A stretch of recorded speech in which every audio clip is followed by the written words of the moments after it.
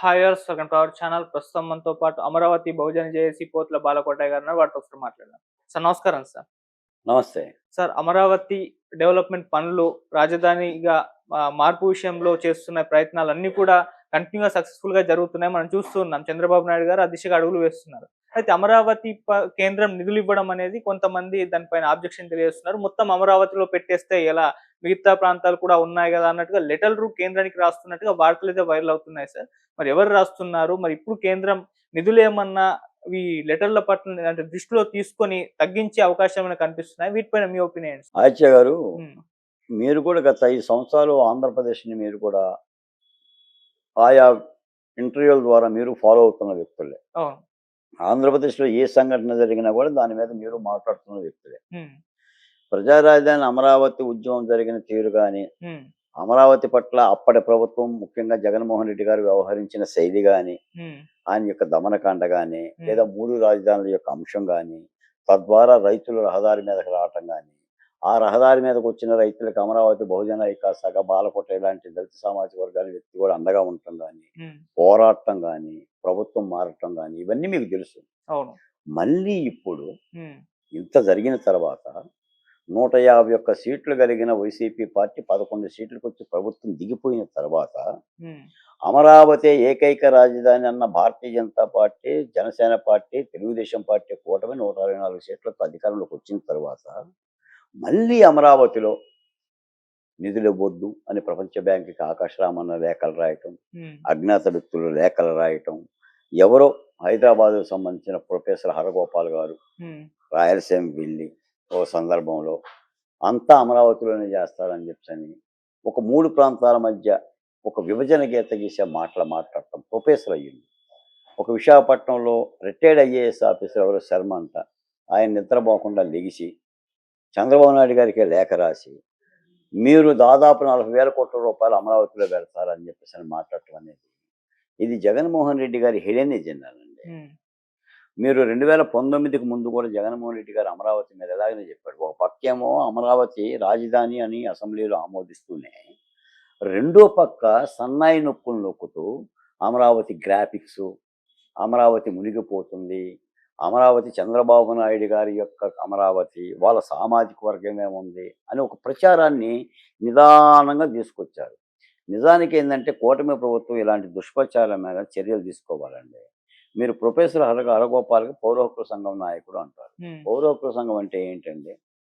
పౌరులు ఎక్కడున్నా కూడా వాళ్ళ హక్కుల్ని కాపాడటం అనేది. ఇప్పుడు అమరావతిలో గత 5 ఏళ్లుగా రాజధాని ఉద్యమంలో రైతులు అన్నన్ని కష్టాలు పడ్డారు. రాజధాని కోసం భూములిస్తే. మరి ఆయన మాట్లాడిండో లేదో నాకు తెలీదు గానీ, ఒక బాధ్యత కలిగిన ప్రొఫెసర్ అయ్యుండి, అమరావతిలోనే అంతా పెడతారంటే అమరావతి ఇప్పుడు హైదరాబాద్‌కు ఒక పరిశ్రమ వస్తుంది సార్. ఒక 10 పరిశ్రమలొస్తాయి. హైదరాబాద్‌కి రావద్దని చెప్తారా ఏంటి? హైదరాబాద్ అంటే ఏంటి? తెలంగాణ రాజధాని. హైదరాబాద్‌లో పరిశ్రమ పెట్టినా, వరంగల్‌లో పరిశ్రమ పెట్టినా ఒకటే వాళ్ళు. వాళ్ళ క్యాపిటల్ అది. వరంగల్‌లో పెట్టేది వరంగల్‌లో పెడతారు. హైదరాబాద్ పెట్టేవాళ్ళు హైదరాబాద్ పెడతారు. హ్మ్. పరిశ్రమ పెట్టేవాడి యొక్క ఇష్టం. అది దాని రాజధాని. ఆ ఆదాయం ఎక్కడికి పోతుందండి? అందుకని వీళ్ళేందంటే జగన్మోహన్ రెడ్డి గారు ఆ రోజు కూడా చేసిందంటే ఈ వికేంద్రీకరణ, వికేంద్రీకరణ అని రాజధాని వికేంద్రీకరణ అనే మాట మాట్లాడింది. ఓకే. నిజానికి రాజధాని వికేంద్రీకరణలు ఉండవు. హ్మ్. అభివృద్ధి వికేంద్రీకరణలు ఉంటాయి. పరిశ్రమలు అన్ని చోట్లగా వస్తాయి. ఇప్పుడు పోలవరం కడుతున్నారండి. పశ్చిమ గోదావరి జిల్లాలో. పోలవరం నీళ్ళు అమరావతికి వస్తాయా? రావు గదా! విశాఖపట్నానికి త్రాగునీరు వస్తుంది గదా! రాయలసీమకి సాగునీరు వస్తుంది గదా! మరి అక్కడే పోలవరం ఎందుకు కడతారు? విజయవాడలో కట్టండి అని చెప్పేసి అంటారా? పోలవరం అక్కడ ఉంది కాబట్టి పాపికొండల మధ్య అక్కడ కట్టాలి కాబట్టి కడుతున్నారు. విశాఖపట్నంలోని పలానా పరిశ్రమ ఎందుకు మొన్న టీఎల్సీ ఒక సంస్థ పెడుతున్నారు. లోకేష్ గారు చెప్పారు. హ్మ్. 10,000 మందికి ఉద్యోగ కల్పన వస్తుంది. ఓకే. మరి అక్కడే మీరెందుకు పెడుతున్నారు?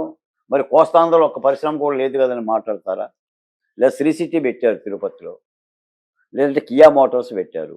అలా చిన్న రాష్ట్రం అదంతా సమైక్యంగా ఉండే రాష్ట్రం. దాని మధ్య మళ్ళీ ఈ విభజన రేఖలు గీయటం అనేది ఒక దుర్మార్గమైన ప్రక్రియ. నాకు తెలిసైతే కూటమి ప్రభుత్వం వీళ్ళందరికీ నోటీసులు ఇచ్చేసి అరెస్ట్ చేయాలండి. అంటే రాజధాని మీద ఎవడు నిందేసినా హ్మ్. ఈ విధంగా హిడెన్ ఎజెండాతో అంటే ఒక రహస్య ఎజెండాతో ఒక ప్రాంతంలోనే పెడుతున్నారనే భావాన్ని ఆ 2 ప్రాంతాలకు కూడా వ్యాపించే విధంగా చేసే వాళ్ళందరికీ నోటీసులు ఇచ్చి అవసరం వస్తే అరెస్ట్ చేసి బొక్కలో ఎయ్యాలండి. ఎందుకంటే మీరు రంగనాయకమ్మ గారు ప్రభుత్వం మీద శాస్త్రీయమైన విమర్శతోనే వాట్సాప్లో మెసేజ్ పెడితే ఏం చేసింది జగన్మోహన్ రెడ్డి గారి ప్రభుత్వం? అరెస్ట్ చేసింది కదా 70 ఏళ్ల రంగనాయకమని.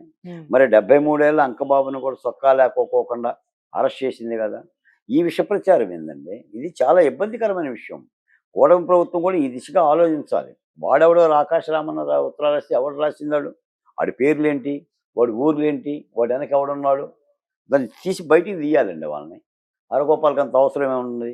రిటైర్డ్ కలెక్టర్ పనే ఉందండి. ఆ రిటైర్డ్ శర్మకి పని పడలేదా? ఇప్పుడు విశాఖపట్నం మొత్తం దోసేశారు కదా భూములు మొత్తం కూడా. ఎప్పుడైనా మాట్లాడిందా? అంటే ఒక కుచ్చితత్వం.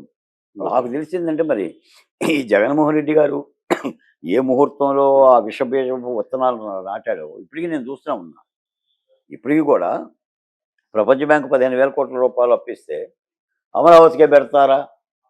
ఆ రోజున అసలు అమరావతిలో జగన్మోహన్ రెడ్డి గారు ఏం చేసిండు? అడవిని పెంచిండు. ఆయన పెంచిన కంపల్సరీ దొరికించడానికి కూటమి ప్రభుత్వానికి 36 కోట్ల రూపాయలు ఖర్చు అయింది. ఏం పెంచింది ఆదిత్య గారు? అడవినేగా చేసింది. అవును. భూములు ఇచ్చిన వాళ్ళందరినీ రహదారుల మీద ఉంచింది. ఆ రోజు మాట్లాడిన ఒక్క వెధవ లేడు, ఒక మనిషి లేడు. మళ్ళీ ఈరోజు ఏదో అప్పుడు అమరావతికి అక్కడ అభివృద్ధి చేసే పని చేస్తుంటే అసలు అమరావతి అనే మాట కూడా కరెక్ట్ కాదండి. అది విజయవాడ, గుంటూరు జంట నగరాలు. ఆ నగరాల మధ్యన ఉన్న 29 గ్రామాలు. కాబట్టి ఒక నూతన రాజధాని ఒక నామకరణం చేయాలి కాబట్టి నాటి ప్రభుత్వం అమరావతి అనే మాట పేరు చెప్పింది, ఒక పేరు పెట్టింది. నిజానికి అది బెజవాడండి. అది బెజవాడ, అది గుంటూరు. దాదాపు బెజవాడలో ఒక 50 లక్షల మంది ప్రజా జనాభా, గుంటూరులో దాదాపు 70 లక్షల మంది ప్రజా జనాభా. 1 కోటి పైగా ఉన్న జనసాంద్రత కలిగిన ప్రాంతం. ఇప్పుడు భాగ్యనగరాన్ని మనం ఎలా చూస్తున్నామో రాజధానిగా తెలంగాణకి, అమరావతిని కూడా అలాగనే చూడాలి. కాబట్టి వీటి మీద చర్యలు ఏమన్నా తీసుకోవాలి. లేకపోతే అవుతుందంటే ఇప్పటి వరకు జగన్మోహన్ రెడ్డి గారు కూడా చాలామంది వాళ్ళ అధికార ఛానల్లో కూడా ఈ 3 రాజధానుల మాటని ఇప్పటి వరకు వెనక్కి తీసుకోలేదండి. ఏ కాడికి ఏంటంటే వాళ్ళు రాజకీయం చేస్తూ నీకు 15,000, నీకు 15,000, నీకు 30,000, నీకు 20,000 అని చెప్పేసి అని ఈ సూపర్ 6 పథకాల మీద కూటమి ప్రభుత్వం అమలు జరపలేకపోతుందని రాజకీయంగా దాన్ని వాడుకునే ప్రయత్నం చేస్తుంది తప్ప అసలు ఈ 3 రాజధానుల విధానం మీద మేము వెనక్కి వెళ్ళిపోయాము. ప్రజలు తీర్పిచ్చారు కదా. నీ 3 రాజధానులని మడతపెట్టి పక్కన పడేశారు కదా. మరి దాని మీద సమీక్ష ఏది? రేపొద్దున పరిశ్రమలు వస్తాయి, రేపొద్దున అమరావతిలో కన్స్ట్రక్షన్లు జరుగుతాయి. ఆ 70%, 80%, 90%. మరి రేపొద్దున జగన్మోహన్ రెడ్డి గారు వచ్చి మళ్ళీ కూర్చుకుంటూ పోతాడా ప్రజావేదికలాగా? అది ఏమవుతుంది అంటున్నా. ఇలా అమరావతి మీద రాజధాని మీద రాజకీయాలు చేయటం ఏంటి సార్? అసలు రాజకీయాల్లో చేయండి. అవును. అమరావతి మీద రాజకీయాలు చేయాల్సిన అవసరం ఏముంది? అదో రాజధాని, రాజధానికి ఉండే ప్రాంతం రాజధానికి ఉంటుంది. ఇతర ప్రాంతాలు రాయలసీమలో 1,00,000 కోట్ల రూపాయలతో జల ప్రాజెక్టులు ఏర్పాటు చేశారండి. రాజశేఖర రెడ్డి గారి దగ్గర నుంచి 1,00,000 కోట్ల రూపాయలతో జలయజ్ఞం. బెజవాడోడేం బాధపడలేదే, గుంటూరులోడేం బాధపడలేదే, కోస్తాంధ్ర వాడేం బాధపడలేదే, రాజమండ్రి వాడేం బాధపడలేదే. అది అభివృద్ధిగానే చూస్తాం.